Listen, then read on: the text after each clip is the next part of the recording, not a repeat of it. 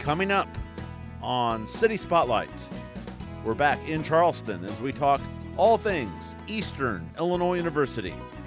The new president at EIU, Dr. J. Gatrell, returns to the program to talk about being EIU's new president. Jay also shares what his goals are for EIU moving forward, and an update on current and future facility work at EIU. We're back on location in Charleston, talking all things Eastern Illinois University. Next on City Spotlight.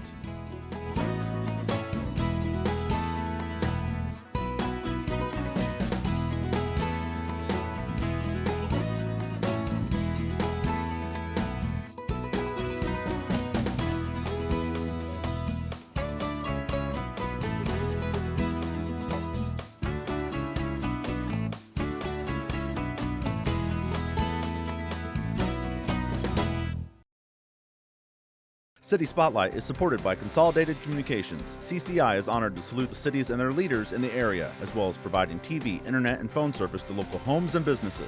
We live where we work and are proud to support the communities we serve. More information available at consolidated.com. Hello and welcome to another edition of City Spotlight. As you can see, we are on location once again here in Season 10, and we are taping for our first here on this new episode on Charleston. We're taping inside the President's office at Old Main at Eastern Illinois University. And to help us out, we welcome back a familiar face to the program with a new title, Dr. Jay Gatrell, the new president at EIU. Jay, great to have you back on the program. Well, thank you, and it's always exciting to be on this show, but more importantly, work with you and talk about the exciting things that are happening on campus. Thank you so much. It's great to catch up with you and EIU, and you have a new title. You are the latest new president here at EIU. Congratulations on that. And let's start there. What made you want to pursue that next step in your career in higher ed to seek out the position of president at EIU?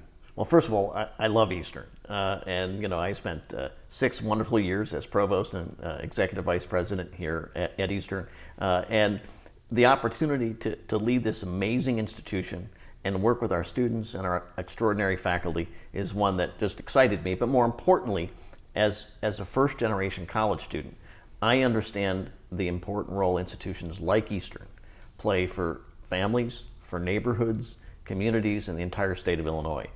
So it's an exciting opportunity, and I've had the pleasure of working with my colleagues here on campus over the past, starting my 7th year now, to really make a difference for the city of Charleston, East Central Illinois, and in the lives of our students and their families. You said 6 years, so Jay has been at EIU since 2017, and you kind of answered my next question, but maybe if I can get a little bit more out of you.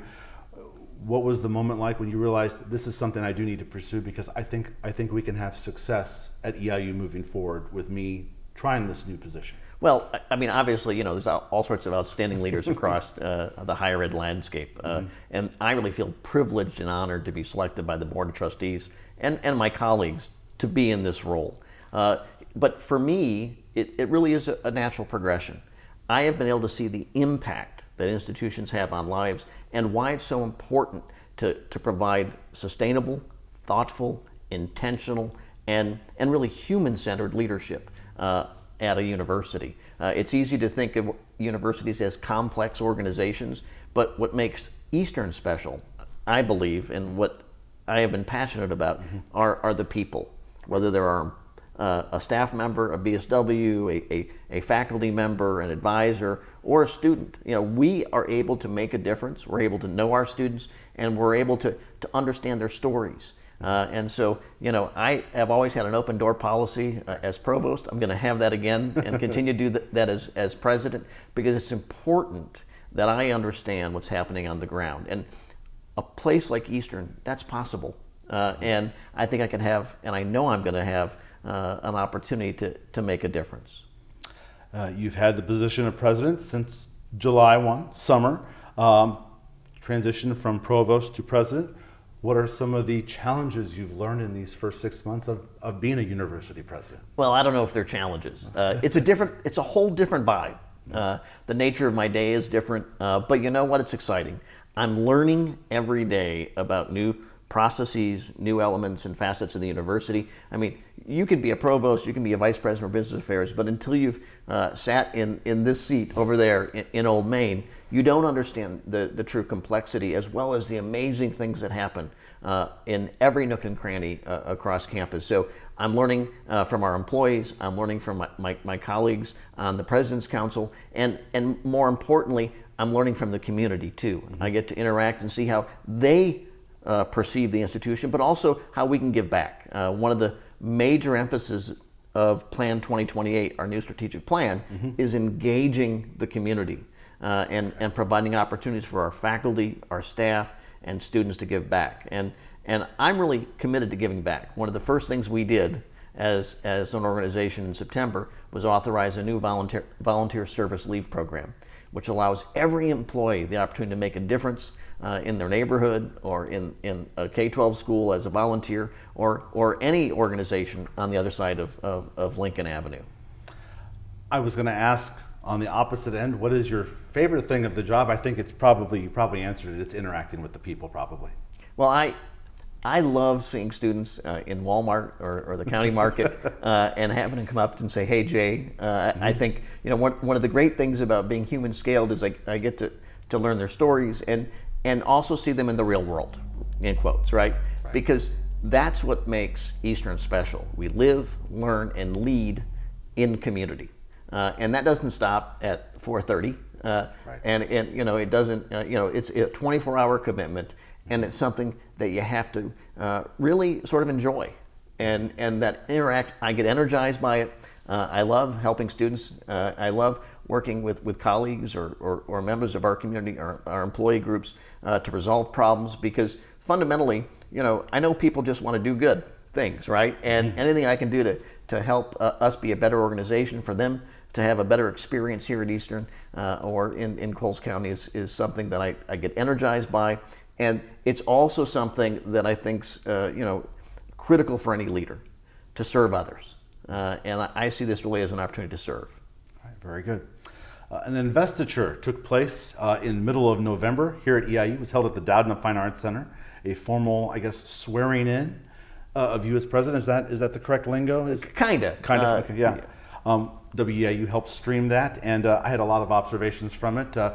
Our other producer, Lacey Spence, is helping us tape that, and we've talked about how it had a very pomp and circumstance feel to it. You had a lot of other people there, people you knew, dignitaries, other higher ed institutions, Lakeland College, Danville Area Community College. I've interviewed those presidents before. And the neat thing for me, Jay, that I noticed as we helped stream it from the back of the Dowden Fine Arts Center concert hall, 3 former EIU presidents were there. Wow, what a day! What did you take from that occasion? Well, first of all, one of the things that excites me is that the investiture is the opportunity for the institution to demonstrate and transfer the chains of office, or the livery collar. Mm-hmm. It's called the livery collar, okay, to the next office holder, and it really is a celebration of the institution, its strength, its sustainability, and also its history. And so the opportunity to have 3 presidents there was extraordinary. Wow. And I've also, whether it's David Glassman, my immediate predecessor, or Lou Henkin, or Bill Perry, they're extraordinary individuals. They love this place, and the fact that they were able to join us here in November was something that I appreciated. But more importantly, it demonstrates the unique role of the presidency at university. It is a stewardship. We are temporary stewards of our mission, and we have to be committed to that mission, and we have to understand and realize it's really not about us. It's about making sure this place is extraordinary and living up to our mission and our values. So having Bill, David, and Lou there was extraordinary. It was quite a sight there. I got my diploma from Lou Henkin, so it's always good to see past EIU presidents and people that have certainly led the institution. So again, Jay, you've been here since 2017. Your previous position was Provost and Vice President for Academic Affairs. You started in 2017. I kind of looked at this and I saw, okay, 3 years before COVID, and now we're 3 years after COVID. I want to ask you, Jay, from your eyes, we're almost 4 years since the start of the pandemic, and however you want to say if the pandemic is over or it's not. What are some of the positive changes you've seen in the university since the pandemic started in 2020? Well, first of all, I am grateful to the all hands on deck approach we took in 2020. Our faculty, our staff, everybody came together to respond to the crisis. And we went from face-to-face delivery to online in about 12 days. It was quick. I mean, that is amazing and extraordinary. And so I think we learned a lot about our community. We learned a lot about pedagogy, the art of teaching and the science of teaching.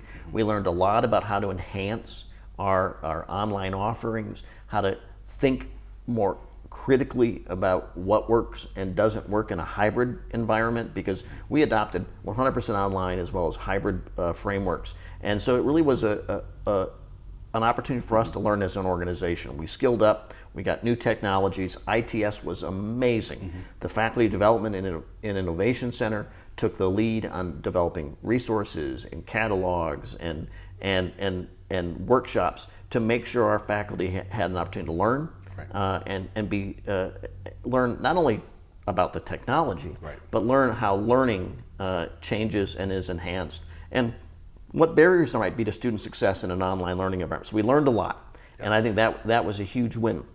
And when we're coming out of that, we're going to have our first pedagogy day in the spring, which is something I've always wanted as provost, a day of celebration of the science and art of teaching and learning. We're going to have an expert come to campus, give a keynote, and work with our faculty to identify strategies that will promote student success.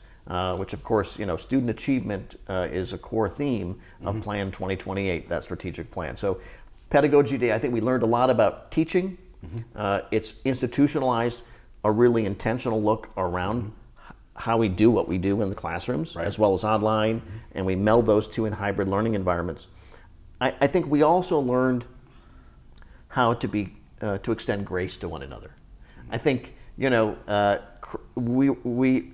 I think we were just nice, and that's wonderful. And I think that notion of coming together to make sure this place and our students thrive, yeah. even in challenging circumstances, that's extraordinary. And that's what I take away from it. The people, we did technological things we didn't know were possible. We upskilled, we upgraded, we explored new pedagogies. But at the end of the day, it was a human experience. Yes. And it was a human experience that was a challenge for some. It was like the ultimate team bonding experience. But it was also isolating, right? And so we had to sort of navigate that weirdness of COVID and extend grace to one another and be mindful and thoughtful and care-centered. And I think now that we're out of sort of the emergency framework, which yes. Ended essentially last May officially. Correct.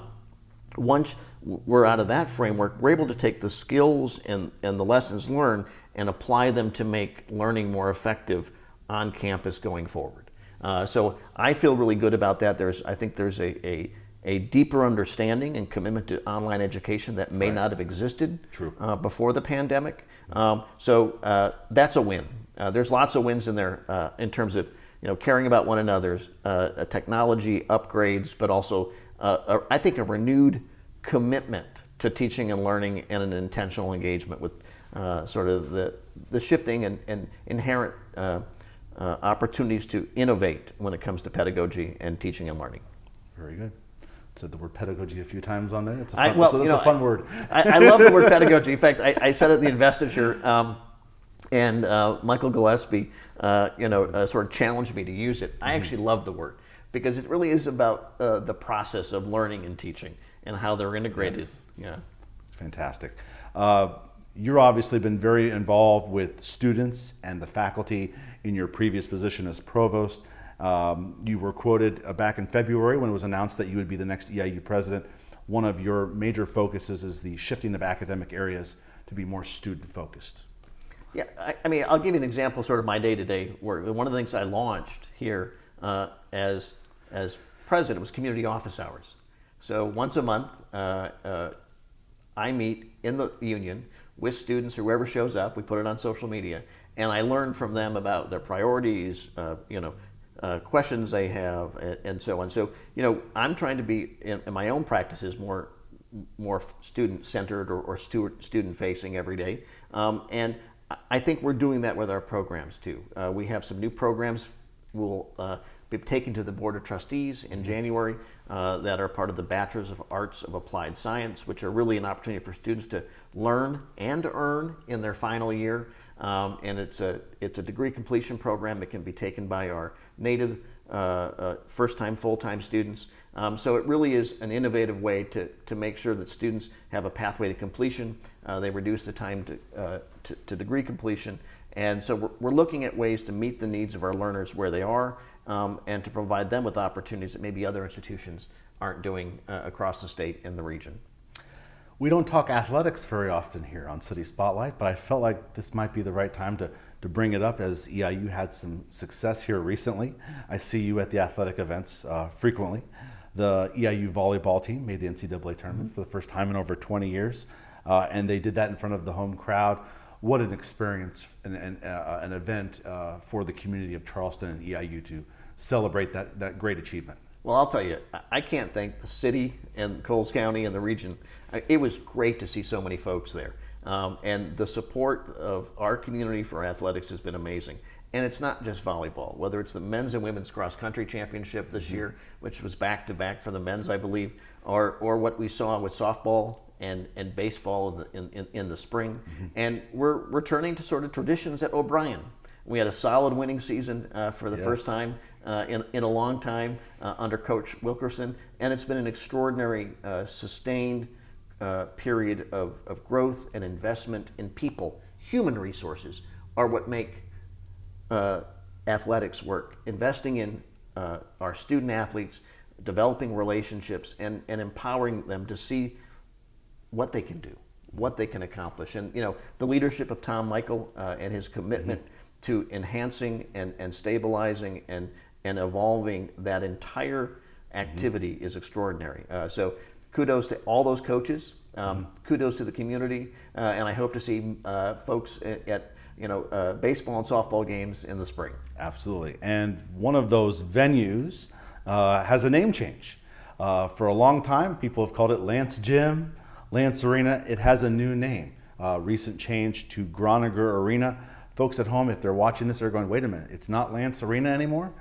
Tell us about the name change to Groninger Arena. Well, we had a longtime friend of Eastern, Jerry Groninger, and he has been a supporter of intercollegiate athletics. He has a very close passion and commitment to our women's basketball team, and he's just been a true gem in terms of as a supporter, but also as a human being. His philanthropic traditions and efforts are extraordinary, and that naming is one that underscores his passion, his commitment to EIU, and his commitment to our student athletes.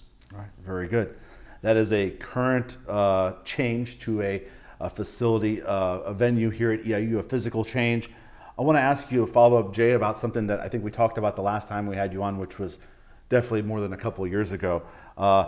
The idea and the plans for the new science building that was talked about, is that still on? And the location, again, is still south of where WEIU is on 9th Street. Is that still in the plans? Yep, 9th Street and Roosevelt. So we completed phase 1 of the design phase with our architects and the Capital Development Board. The Capital Development Board is working with our architects on phase 2. And I expect that design phase 2, which is really the final phase before we break ground, will begin in the spring. So there's real reason to have excitement around that. It is on the horizon. I can see it, but that's not the only upgrade. We have a $1 million investment at Sincere for the Illinois Innovation Network that's going to have a state-of-the-art classroom that faculty can use. We have a new pathway that connects Sincere to Greek Court so that students can walk from main campus to that location. We're upgrading the facilities at O'Brien in terms of the railings. There's going to be a major project in the summer for Coaches Field on the facade. So lots of, I think, intentional investment. And it's critical to see great news and projects across campus. So a lot of these have been percolating for a while, and it's just exciting to see the work get underway. Part of taping these episodes, whether I'm talking with mayors or educators such as yourself is to hear about the physical changes now and moving forward. So thank you for that update. We are taping with Jay here at the end of the fall semester 2023, just prior to fall commencement. And I've asked this question to other educators, Jay, K through 12, higher ed, about commencement. This is going to be your first commencement at EIU as president. What does commencement mean to you? Commencement is a special day, and in many ways, it's really a day that celebrates not only the students' accomplishments, but the families and friends and caregivers and extended family that supported those students. Mm-hmm. You know, we have a large number of first-generation college students. I was a first-generation college student myself, so it is a wonderful day to see the students and their families and the pride and the excitement. It's a great day. It's a long day, as you know. Yes, but you know, it's a great day because you know, it celebrates really not only the student but everyone who made it possible. And it's also a day where we get to honor and acknowledge the work of our faculty, who nurtured, mentored the learning as well as the research and the creativity that activities they participated in over those 4 years. So it's a great day that just recognizes the hard work of the entire community. It is quite a spectacle, and it's another thing that WEIU helps stream. And one of my favorite things visually that we see is the international flags that we see. And every year it seems like there's another flag. So a lot of international students at EIU. Yeah, we have essentially 1/3 of the United Nations enrolled, representatives of 1/3 of the United Nations on campus, about 60 countries. And every year I've been here, we've increased that number, and we have about 880 enrolled international students. And so that's some exciting sort of developments over the past few years. And those international students love Charleston. They find it so welcoming. They love this campus, and they love the close attention we give to all of our learners, and those relationships that we cultivate and nurture. Because the U.S. sort of higher education framework is very different than what folks experience in other parts of the world. So I'm just proud of our international students as well as our Illinois students and students from across the U.S. When they walk across that stage, or when they come to campus and looking for to enliven a dream that they didn't know they had, right? And I can tell you that's what happened to me. I would never have dreamed to be in this seat today, and I thought I was going to be a lawyer. And so, you know, that's the funny thing about colleges. Yeah, they are transformational. They allow learners to dream dreams they never knew they had, and to live lives of significance that just they couldn't even have imagined existed. So I love what I do. I love the work of higher ed, and Eastern is an extraordinary place. Fantastic. Got a minute or two left, Jay, and I figured I ask you this question. This is a Charleston episode. We're talking EIU. Mayor Combs of Charleston, Dr. Brandon Combs, has said many times, Charleston is EIU, EIU is Charleston. Jay, you've been here for over 6 years now. Talk about living and working in Charleston. Well, first of all, Mayor Combs is right. We can't do our work without a supportive community, and the mission and funding base and the residents in Charleston depend heavily on the work that happens here every day. And it's not just about employment. It's not just about students and purchasing power. It's about being a center for the entire region of learning, innovation, and entertainment, our Dowdna. So, Yes. I mean, I look to partner more closely with the city. I had the pleasure of serving on the comprehensive plan a few years ago as a representative from Eastern. I've participated in Charleston Can, which is a wonderful opportunity to sort of enliven economic development and revision our community as within a rural context that's innovative and creative and progressive. So I agree 100% with Mayor Combs, and he's just a great fellow to work with. Fantastic. We'd like to thank the time of Dr. Jay Gatrell, the new president at Eastern Illinois University. Again, congratulations, Jay, on assuming the new title, 13th president at EIU. We appreciate your time for coming back on the program of City Spotlight. Thank you. Thank you so much. And that'll do it for this latest City Spotlight episode on Charleston, as we've been talking all about EIU. As we close this episode, let's take a look at some of the upcoming activities going on in Charleston.